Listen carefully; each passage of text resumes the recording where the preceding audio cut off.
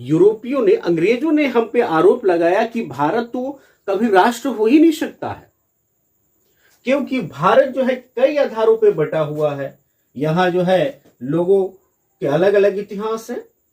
भौगोलिक क्षेत्र, एक भौगोलिक क्षेत्रों में कई प्रकार के भौगोलिक क्षेत्र हैं।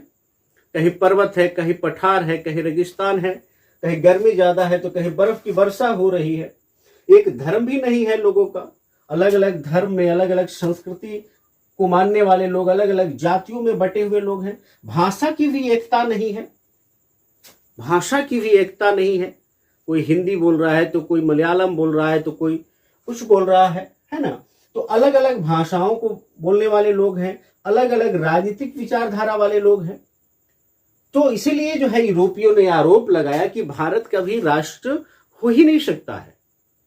लेकिन भारत के लोगों को एक समान जो विचारधारा है इसने एकजुट करने का काम किया। वो क्या है? समानता, स्वतंत्रता और लोकतंत्र। इस विचारधारा ने लोगों को एकजुट किया और उपनिवेशवाद से मुक्ति की जो भावना है इसने लोगों को संगठित किया और फिर भारत के लोगों में राष्ट्रवाद की भावना जागृत हुई और भारत के लोग इस विचारधारा के आधार पर एक राष्ट्र का निर्माण किए हैं। धन्य है हमारे वो महापुरुष